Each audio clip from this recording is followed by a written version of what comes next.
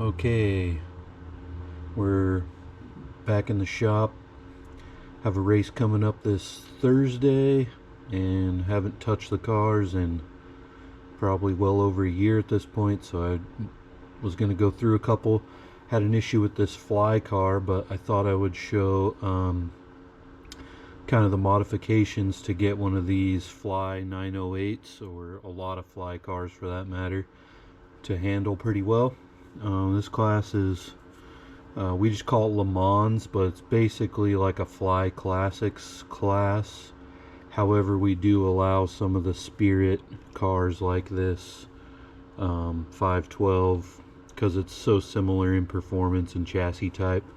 Those are also allowed in the class. So these are my two primary cars. But I had a headlight bust out of this one, and I repaired it. And while I was in there, I thought maybe I'd do a quick video showing you guys all the modifications I've done to this car to make it handle pretty well. We are required to run stock motor, but everything and stock body 100%, but almost everything else is open. So these are the mods.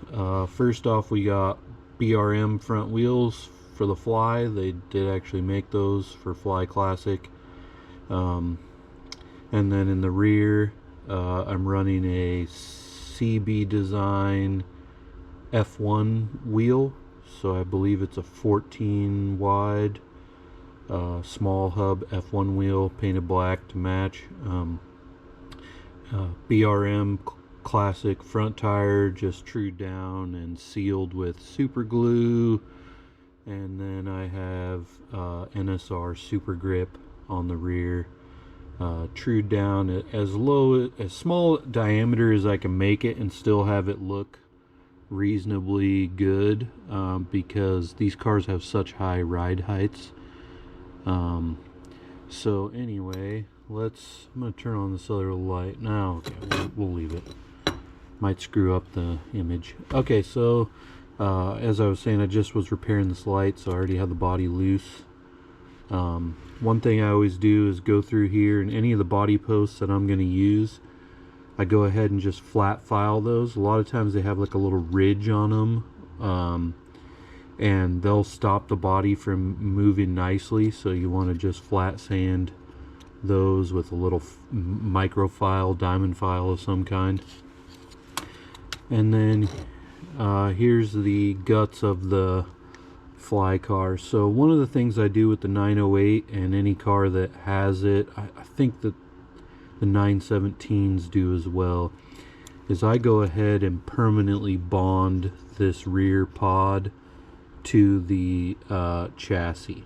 The way that it's set up, it really only floats between this interlocking tab and this rear screw, and it just doesn't work the way like a pod does on a slotted car. So I've found that for the best performance, I flatten the chassis, as you guys have seen in some of my previous videos.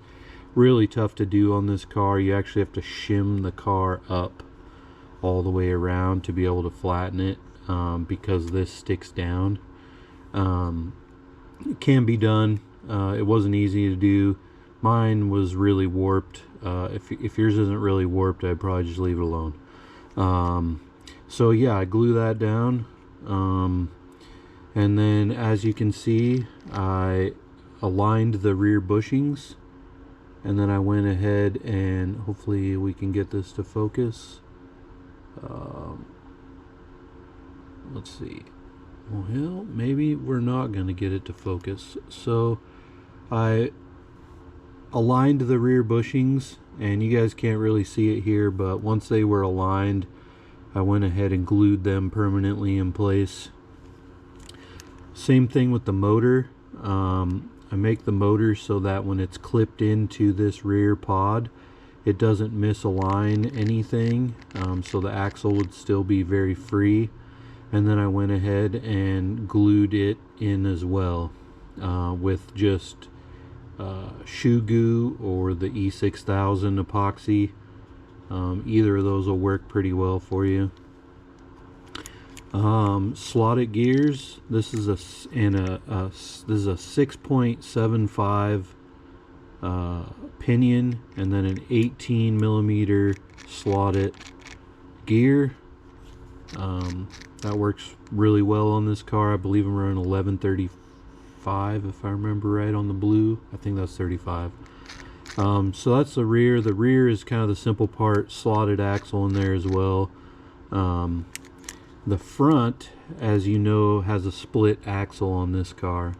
So we are allowed to install a solid front, which I've done here. And then added these plastic spacers. The one thing I did that's a little bit different is if you just put a solid axle in the front of this car, you really end up with a lot of play in here. Now you could drill this and put some of the small bushings in there that I believe Mr. Slot Car also makes. That's a mod that a lot of people do that works really well. I did this before I knew that those bushings existed, and it's still a pretty easy solution. I went ahead and just drilled through the top of those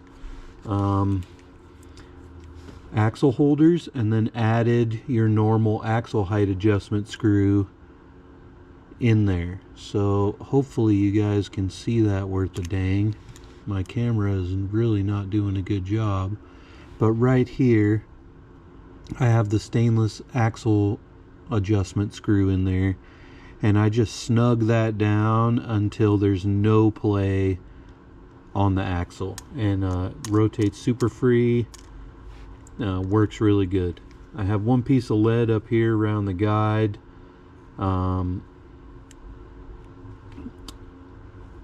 That's all the lead I put on this car. I went ahead and ran the stock guide actually on this car. You could certainly upgrade that. It would probably help the performance of this car. This one's got more slop than it probably should. However, I did turn these tires so that there's literally no guide play in the slot. The last thing I was going to point out on this before we put the body on is I am running 2 pieces of 062 piano wire along the side of the chassis right here, and that's shoe glued in there as well. So I put a generous amount in here, stick the wire in, and then, you know, wipe the excess off. It leaves a sealed in wire. These cars are extremely flexible if you don't add any of that in there. It's still got some good flex in the front end section up here, but this car was super flexible without that wire in there. That helped take care of a lot of the chatter and stuff that you might get on one of these cars. I'm not going to install the body all the way. I did want to show you, I always write my screw adjustments on my race cars on the bottom here.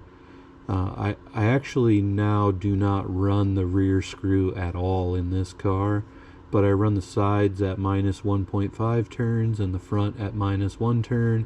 And then I always write the weight on there too, just because sometimes it's nice to be able to quickly reference what you're doing. And a lot of times I only do that on the cars I'm racing, you know, competitive cars. A lot of the ones I'm just messing around with, I don't really do that. But like I said, I only run the 3 screws. The tripod setup is a really good setup. So what I've done is I've clipped the rear body mount so that it doesn't even touch the pod anymore. And then I use these slotted flat-faced brass screws in these holes. These allow the car to slide really well, and they're a fine thread so you can adjust easily with them.